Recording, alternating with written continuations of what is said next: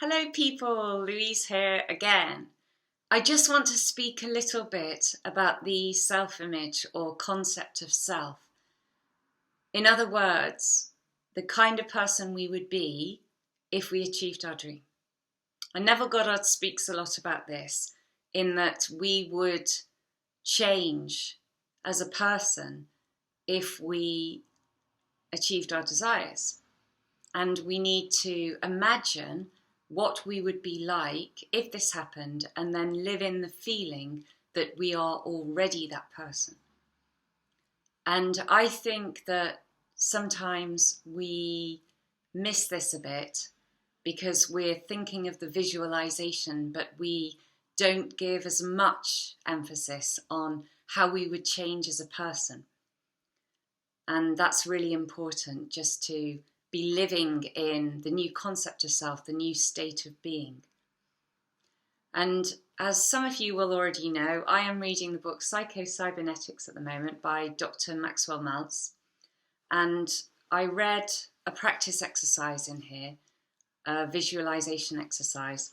I'm just going to read a little bit of it now because part of it really struck me, and I thought maybe it could help you with your visualization. So he says about imagining that you're looking at a motion picture screen and you're watching a film of, I suppose, not your life, but the end result of you achieving your dream. So not the how it would happen, but showing that it's already happened. And the difference between what he's saying and what Neville Goddard says is that he's imagining like you're actually looking at yourself, whereas Neville Goddard talks about you don't see yourself in the actual scene, you're looking at other people, so you're seeing the scene through your own eyes. So when I read this, I was thinking, because it could be like you're watching somebody else if you're watching yourself. But, you know, I'm open to trying different things. And I remembered that the hypnotist Paul McKenna, he does both, or he talks about both on his CDs. I've got one of his CDs from a long time ago. And I remember he talks about imagining a more confident self and seeing yourself as that more confident self and gradually becoming more and more confident. And then you step into that person, and then you start to see through your own eyes. So I think try both. Start by imagining the scene and you see yourself in it because you're looking at yourself as a more confident, more successful version of yourself. And that's got to help, surely. And then step into it, and then you're seeing through your eyes. So you're covering all bases, basically. He talks about how the details are very important, picking up on the vividness of the scene. I think I'll just read it, actually, that's probably easier. Details of the imagined environment are all important in this exercise because for all practical purposes, you are creating a practice experience. And if the imagination is vivid enough and detailed enough, your imagination practice is equivalent to an actual experience insofar as your nervous system is concerned. Because our nervous system cannot tell the difference between a real experience and an imagined experience. And I think he mentions this further on, which is very interesting to me. The next important thing to remember is that during this 30 minutes, that's how much time he thinks is the best to devote to it, you see yourself acting and reacting appropriately, successfully, ideally. It doesn't matter how you acted yesterday. You do not need to try to have faith you will act in the ideal way tomorrow. Your nervous system will take care of that in time, if you continue to practice. See yourself acting, feeling, being as you want to be. Do not say to yourself, I am going to act this way tomorrow. Just say to yourself, I am going to imagine myself acting this way now for 30 minutes today. Imagine how you would feel if you were already the sort of personality you want to be. If you have been shy and timid, see yourself moving among people with ease and poise and feeling good because of it. If you have been fearful and anxious in certain situations, see yourself acting calmly and deliberately, acting with confidence and courage, and feeling expansive and confident because you are. This exercise builds new memories or stored data into your midbrain and central nervous system. It builds a new image of self. After practicing it for a time, you will be surprised to find yourself acting differently, more or less automatically and spontaneously, without trying. This is as it should be. You do not need to try or make an effort now in order to feel ineffective and act inadequately. Your present inadequate feeling and doing is automatic and spontaneous because of the memories, real and imagined, you have built into your automatic mechanism. You will find it will work just as automatically on positive thoughts and experiences as on negative ones. And your automatic mechanism is your striving towards a goal. It's your automatic striving towards your goals. And he has a really good definition of it, but I don't know whereabouts it is. Let me see if I can find it. I should have really prepared this beforehand, but never mind. Let's see. I'm in luck. The creative mechanism is goal striving consisting of the brain and nervous system directed by the mind. And you need to strive towards developing a good self-image and achieving goals. That's the main thing. Okay, so what really struck me about this is this exercise builds new memories.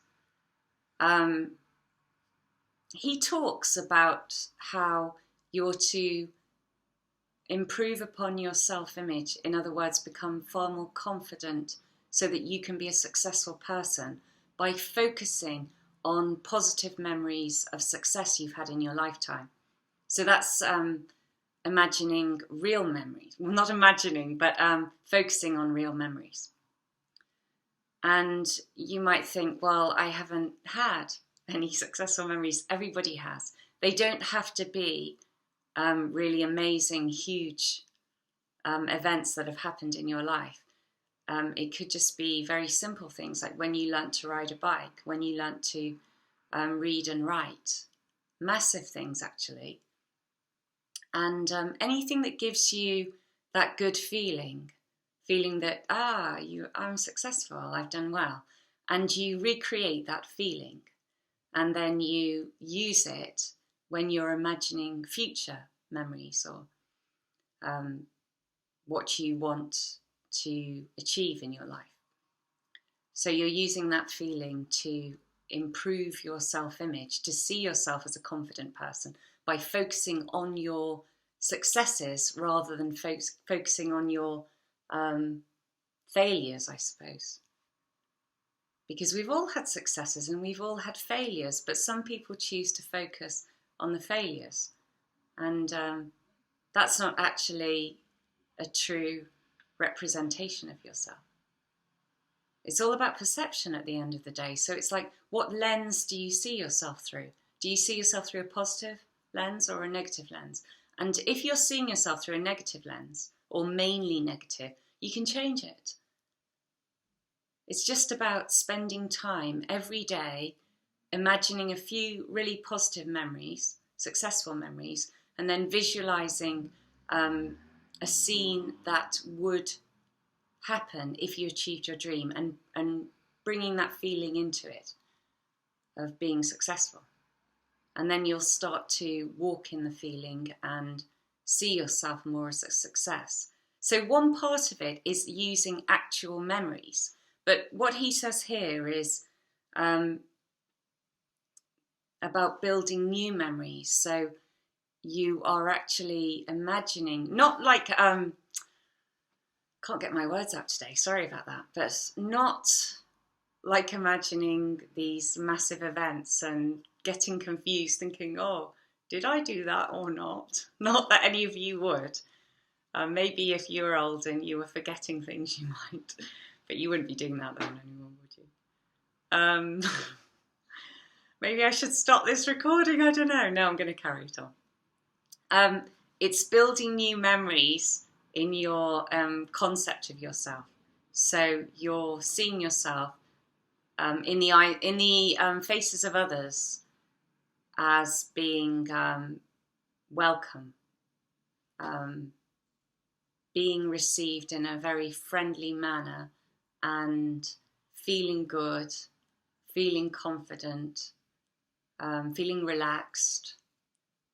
And so I suppose I see it as the interaction between yourself and others rather than any specific event. And like you're walking in the new concept of self. You're just practicing meeting people but being a different person, or just a more confident person, not totally changed, but just feeling better about yourself because you're successful. And if you can spend some time every day imagining that, then you will find yourself becoming that in everyday life and acting like that. And I've had moments when I was doing this and I noticed I started acting a bit differently or been more relaxed. And Neville Goddard said something similar about this. And I can't remember what it was. Maybe if somebody can remember, they can put it there. But it was about how you will... I read it. It wasn't in a talk. It was something about how you will find yourself becoming this new concept through the imagination. And I will find it and put it into a clip eventually. So... I don't know, I just wanted to record this quickly and see what you thought of it, because I thought it's very powerful, the idea that you can be creating new memories for yourself. And again, not of things that have happened, like events, and living in a sort of daydream world, or, I don't know, schizophrenic kind of existence. But just imagining you as the new concept of self, an improved self-image. And you can be imagining scenes a lot, and sometimes you can lose motivation because things aren't happening as quickly as you'd like them to. But every time you imagine yourself as a more confident, more relaxed person, you can know that you are building new memories. And it is having an effect on your subconscious mind every time you do it. And I think that's very motivating. And it makes me want to do that every single day. And I am going to do it every day. I am doing it every day. And I hope you will try it too, because it will have an effect. And if anybody wants me to go through summaries of this book, things that will help you, I'm quite happy to do that. I'm going through it now for the second time, underlining lots and writing notes. because I think something like this is a workbook, and you could go through it and remember some little bits, but then you forget if you don't put it into practice. So I want to know it inside out. So if you want me to do that, I will do that for you. I might even do a simplified version in a book if I'm allowed to do that, obviously referring to it. So let me know what you think. Is that helpful? And any comments below, positive comments are welcome. And if you like this clip, please like. Thanks very much, everybody, and I will be recording again soon. Bye.